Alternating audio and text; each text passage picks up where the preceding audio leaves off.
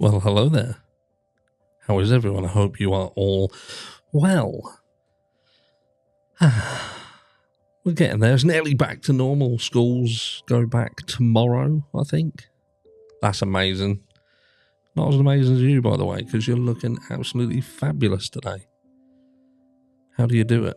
How have you done it after 2023? How do you still remain looking amazing? But anyway, a couple of things to address today. I'm going to address the tunnels shortly, just to kind of argue my point from yesterday, because obviously that split the room somewhat, with some people sure that they saw entrances to tunnels and the demolition of the 1122 King Road property. I'll come back to that, because first of all, I just want to... This is in the style of drip drop. This is a boom. That's correct. And this was not drip drop this time. This was get a clue. I've left the link in the description, by the way, of the video. It's a lengthy one, but definitely worth your time. And again, I get that some creators aren't everyone's cup of tea, but you have to sometimes learn to understand that some creators who you may not fully gel with still have evidence that is pertinent to your journey through these crimes. And that can be the other thing as well. Some people, they can be, you can love them and think they're amazing, but what they talk of and speak about is utter shite, which I know some people feel that about me. Cruel buggers. But anyway, what am I talking about? Talking about something that Get a Clue said, and he was talking about Steve Gonsalves.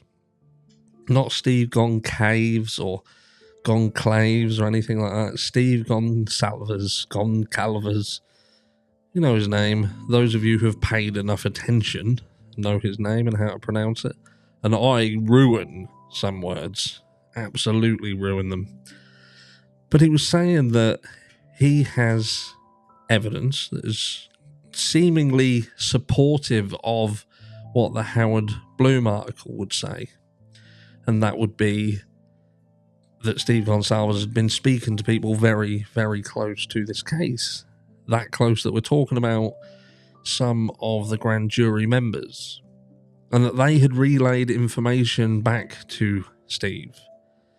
Talking about the fact that when we talk about the DoorDash delivery, that this delivery was taken in. It was taken in by Xana, and Xana had taken it into the kitchen.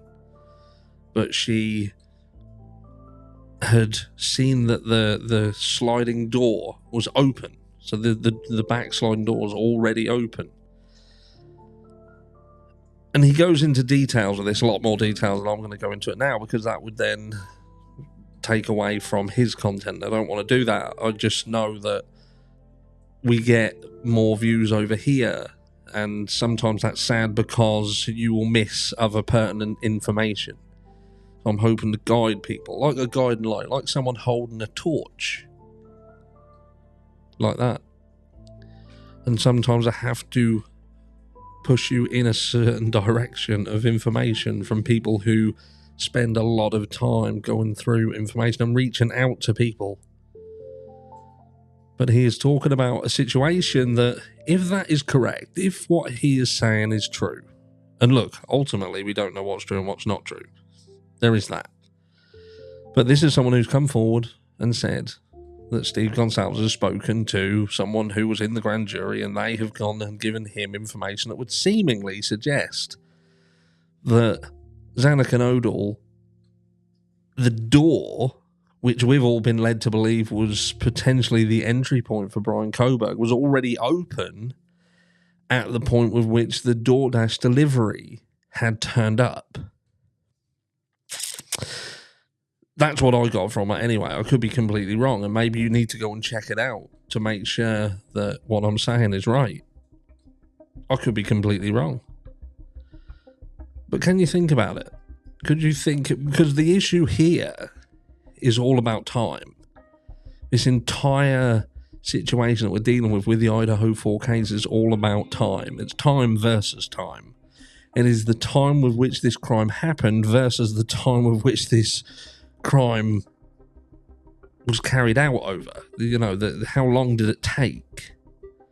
Because that's what's causing the problem here, because you're trying to fit a square peg in a round hole, a square peg that is the time frame that would seemingly place Brian Kohberger here, or the driver of that white Hyundai Elantra that's caught on one of the cameras, or several of the cameras, who knows, but we're trying to say that Brian Kohberger was at this specific place at this specific time.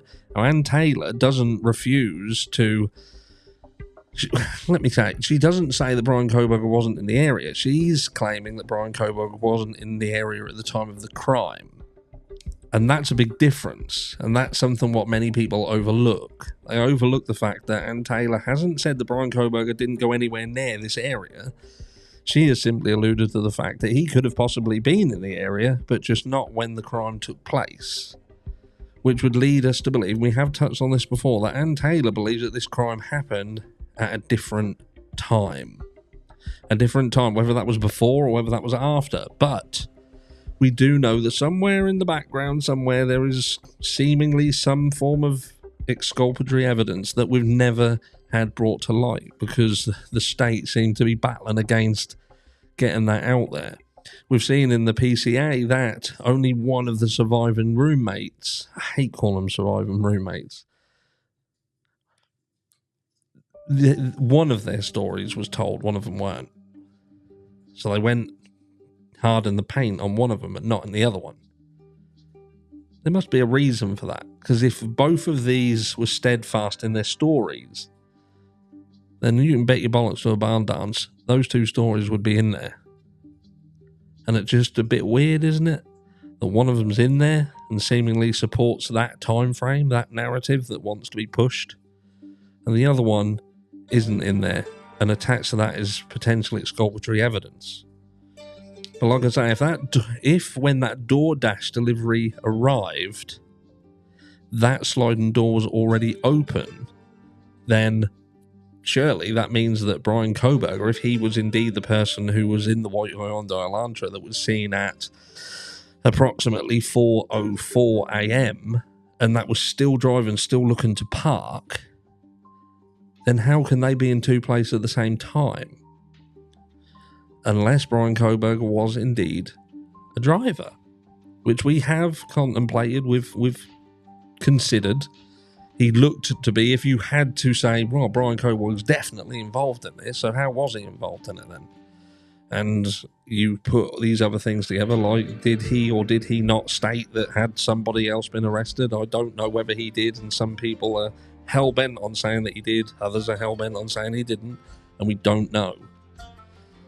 But he can't be in two places at once. He can't be still in the car, driving the car, trying to park the car, walking from the car to the house, trying to get into the house, walking around it, trying to look for a way in, if that door was already open when the DoorDash delivery arrived. Again, we don't know if Steve Gonsalves and this piece of information is accurate, but if it is, then should this trial even be going ahead on the information contained within the PCA? And I believe that is what Clue or Streak is trying to say. That is what he is trying to push out there. But this is when I start to talk about the tunnels now, because this isn't about tunnels. This is what you need to concentrate on is time. Because seemingly what people are struggling with is the person getting into the house, out of the house, away from the house. And they feel that the tunnels holds the keys.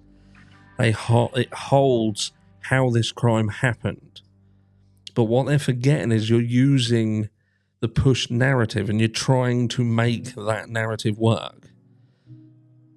And sometimes when a story just doesn't work, it doesn't work. And you have to start filling in the blanks. You have to start thinking, well, he couldn't have got into this house so quick, out of this house so quick, not taken any evidence out of the house, so on and so forth, unless there was something else, like perhaps a hidden tunnel under the house so he could get in without being seen, get out without being seen.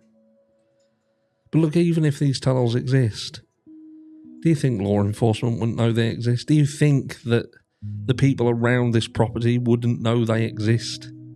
And at the end of the day, 4 people lost their lives, and that that would have potentially been, say this was a crime that was being investigated and was being investigated properly, thoroughly, whatever, and they were just looking for the person who did it. That would have likely been something that had been considered. We would have heard about it. We'd have seen someone come forward and speak about it.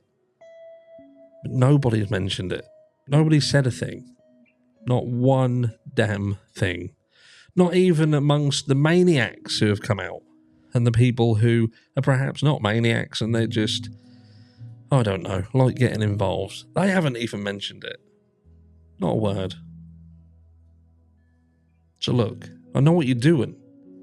You're trying to make the pieces fit. And I get it. Like I say, I get it. But some things just, it ain't about adding more stupidity into a story to try and make that story make sense. You have to go back to the story and understand what pieces of that story aren't right. And time. They are the key here. When did it happen? How long did it take? Because if it happened when we're being pushed that it happened, then that real short window of time and opportunity leads to more questions. The skill of the individual who done it. How did they get out without taking stuff out of the house? But you remove that. You remove that single element, that single narrative, that single piece of evidence that was given by someone who wasn't a witness and now they are. And you open the whole evening up, running into that 8-hour time delay. And you consider this could have been done at 5, 6 in the morning. Someone could have come in when the DoorDash delivery was done and they hid in that house for an hour maybe until everyone was asleep. And the crime took on much later. Who knows? I'm just spitballing. What I'm saying is you remove this narrative and you expand that time, a lot of questions go away. Let me know down below. Where are you sitting? In a tunnel or in the house? I'll catch you all on the next one, which is live tonight. Hope to see you there. First live of 2024. Stay amazing.